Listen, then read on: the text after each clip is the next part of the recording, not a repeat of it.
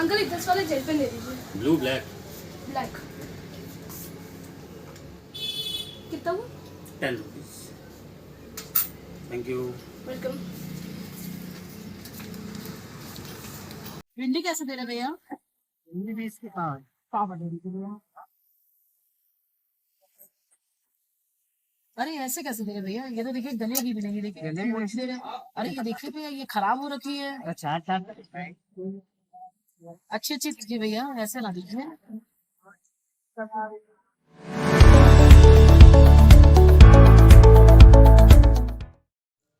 नमस्कार दोस्तों, welcome back to law mania with Manish. आपने वीडियो की स्टार्टिंग में देखा होगा, मैंने आपको 2 क्लिप्स दिखाई हैं जिसमें एक छोटा बच्चा है, वो पेन खरीदने आता है शॉपकीपर के पास और पेन खरीद के चला जाता है। क्लियर?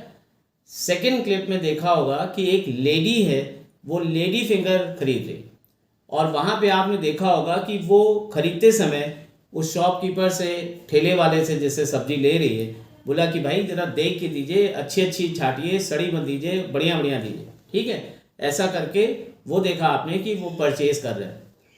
ठीक, तो ये 2 क्लिप्स मैंने आपको दिखाई क्यों है? एक्चुअली ये एक लीगल मैगजीन जो आज हम लोग डिस्कस करने जा रहे हैं वो होता है caveat emptor, means let the buyer beware, क्रेता सावधान, या फिर बहुत ही आम भाषा में बोले तो कहते हैं कि देख कर खरीदे। एक्चुअली ये मैगजीन जो है 2 वर्ड से मिलके बना है, एक है केविएट और दूसरा है emptor. Caveat means caution, warning और beware, and emptor means buyer और परचेजर। तो अगर इन दोनों वर्ड्स को मिक्स करें तो कहते हैं लेट द बायर बिवेयर, क्रेता सावधान। अब उन 2 क्लिप्स पे बात करते हैं। तो आपने ध्यान दिया होगा, वो बच्ची जब पेन खरीदने जाती है तो उसने पेन खरीदा, पैसे दिए और चली गई। उसने पेन को चला के नहीं देखा कि इज इट वर्किंग और नॉट। और दूसरी वाली क्लिप में आपने देखा कि जो लेडी फिंगर खरीद रही है वो पूरी तरीके से सजग है, सावधान है और शॉपकीपर से बोल रही है कि भाई देख के दीजिए, अच्छी दीजिए, सड़ी हुई मत दीजिए। इसका मतलब ये होता है कि आम जो इंसान छोटे छोटे ये प्रोडक्ट्स अपनी डेली लाइफ में खरीदता है, उसको ध्यान देना चाहिए कि प्रोडक्ट हमारे क्वालिटी और यूजफुलनेस के हिसाब से सही है कि नहीं। तो ये जो केविएट एम्प्टर है, it is given under section 16 of sale of goods act 1930 and it is the duty of the buyer to purchase the product and to check the quality and usefulness of the product he is purchasing. Clear? और उसके बाद हम लोग जो बात करते हैं तो कुछ एग्जांपल्स, जैसे कि हम लोग पेन परचेज करने जाते हैं, जैसे आपने देखा कि पहले वाली क्लिप में था। दूसरा, हम लोग वेजिटेबल्स खरीदने जाते हैं सब्जी मंडी में या कहीं भी इस तरीके से, तो वहाँ पे भी आपकी ड्यूटी होती है कि छोटी मोटी ये चीज़ें देख के तब खरीदे कि सामान ख़राब तो नहीं है। फिर हम लोग LED खरीदते हैं, CFL खरीदते हैं, बल्ब खरीदते हैं, तो वहाँ पे भी हम लोग कहते हैं उनसे कि जला के दिखाइए, चेक करके दिखाइए। क्लियर? तो इस टाइप के जो प्रोडक्ट्स हम लोग खरीदते हैं, ये हमारी ड्यूटी होती है एज ए बायर कि ये डिफेक्ट्स देखें। घड़ा भी खरीदते हैं तो वो भी थोड़ा सा ठोक के बजा के देखते हैं कि वो सही है, टूटा फूटा तो नहीं है कहीं से। तो ये केविएट एम्प्टर का मतलब होता है। तो ये कुछ एग्जांपल्स हो गए। अब एक्चुअली ये लीगल मैगजीन स्टार्ट कहाँ से हुआ, मतलब ये प्रिंसिपल बनाया कब गया? एक चंडेलर वर्सेस लोपस केस है 1603 का, कॉमन लॉ इंग्लिश का केस है, मतलब ब्रिटिश के टाइम का, जहाँ पे एक बेजोर स्टोन था which is considered, it is believe that it is a precious stone which has a tremendous healing power. मतलब ये कुछ आपके एनिमल्स होते हैं जिनकी इंटेस्टाइन में ये आपके स्टोन बनते हैं और ये माना जाता है कि it is antidote of poison, antidote to poison. तो ये बहुत ही अच्छी हीलिंग पावर रखता है। अब हुआ क्या कि वहाँ पे वो स्टोन खरीदने जाते हैं, सेलर ने बोला कि ये जो है एक बेजोर ये स्टोन है और बहुत ही प्रीशियस है और इसमें हीलिंग पावर होती है। ये अफर्मेशन उसने दिया, वारंटी नहीं दी, कोई गारंटी नहीं दी, एक अफर्मेशन दिया। एक जैसे कि एक सेलर आम तौर पे बताता है कि भाई ये चीज़ें आपके इस प्रोडक्ट्स की क्वालिटी हैं, लेकिन कोई उसकी गारंटी वारंटी नहीं। अब हुआ क्या, जब उसने उसको यूज़ किया तो देखा कि इसमें कोई हीलिंग पावर नहीं है, एक आम स्टोन है, कोई ऐसा प्रीशियस स्टोन नहीं है। उसने केस फाइल किया, कोर्ट में जब बात गई तो कोर्ट ने ये कहा कि उन्होंने कोई गारंटी नहीं दी, उन्होंने एक सिर्फ अफर्मेशन दिया था।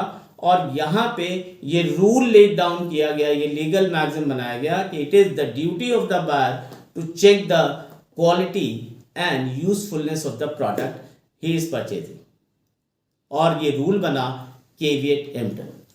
अब हम आपसे बात करते हैं कुछ एक्सेप्शंस के बारे में। एक्सेप्शंस का मतलब हो गया अपवाद, ऐसी चीजें जहां पे ये प्रिंसिपल, ये मैगजीन अप्लाई नहीं होता। एक्सेप्शंस तो आप समझते ही होंगे। तो कुछ एग्जांपल्स हैं, जैसे कि in case of misrepresentation, fraud, sale by sample, sale by description, sale by sample as well as by description, फिर मर्चेंटेबल क्वालिटी का प्रोडक्ट है, या फिर ट्रेड यूसेज का है, या फिर कहते हैं कि buyer relies on the seller's skills and judgement. तो कुछ एग्जाम्पल के साथ आपको इन एक्सेप्शंस के भी बारे में बता देते हैं।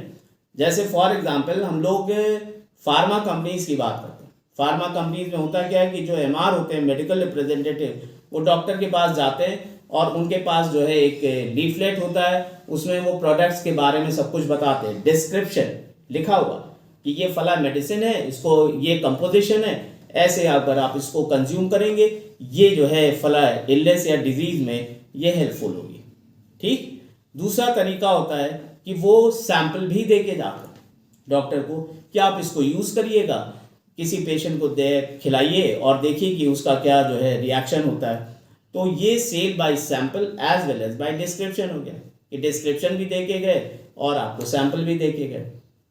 ऐसे केसेस में केविएट एम्प्टर अप्लाई नहीं होता है, क्योंकि यहाँ पे बायर ये मानता है कि जो भी आप मेरे को दिखा रहे हो, डिस्क्रिप्शन में बता रहे हो, सैंपल में दे रहे हो, वही प्रोडक्ट आप हमें दोगे। अगर यहाँ पे प्रोडक्ट में कोई डिफेक्ट निकलता है, कोई प्रॉब्लम आती है, तो फिर बायर की जिम्मेदारी नहीं होगी, सेलर की होगी, तब ये आपका रूल अप्लाई नहीं होगा।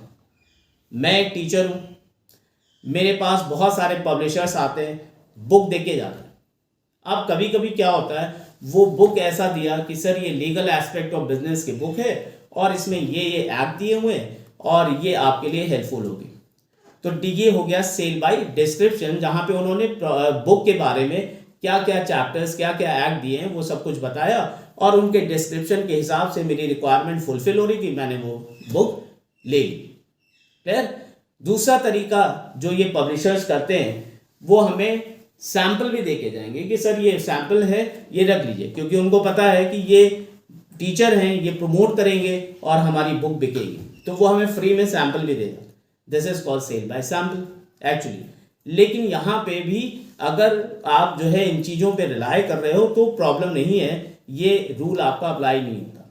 एक और, सेलर्स स्किल्स एंड जजमेंट पे अगर आप रिलाई करते हैं, फॉर एग्जांपल मुझे बहुत ज़्यादा जानकारी नहीं, क्लियर, और मैं एक लैपटॉप खरीदने जाता हूँ तो मुझे टेक्नोलॉजी के बारे में नहीं पता है। मैंने कहा भाई एक ऐसा लैपटॉप दिखा दीजिए जो मेरी जॉब, मेरे प्रोफेशन के हिसाब से बढ़िया हो। उन्होंने एक लैपटॉप दिया, कहा सर ये लेके जाइए, ये बढ़िया है और ये आपकी जो है रिक्वायरमेंट को पूरा करेगा। ये है where the buyer is relying on the seller's skills and judgement. अब अगर वो लैपटॉप खराब निकलता है या कोई प्रॉब्लम आती है तो फिर यहाँ पे ये रूल अप्लाई नहीं होगा, वहाँ पे जिम्मेदारी किसकी होगी, सेलर की होगी। सैंपल के केस में बहुत सारा सैंपल होता है कि सैंपल ऐसा होगा, क्लियर। B2B सेल्स में सैंपल दिखाया और फिर पूरा लॉट भेजा, जब लॉट भेजा तो वो लॉट सैंपल से मैच नहीं करा, यहाँ पे बायर की नहीं सेलर की जिम्मेदारी होगी। ठीक है, तो आशा करता हूँ कि आपको रूल ऑफ केविएट एम्प्टर समझ में आया होगा।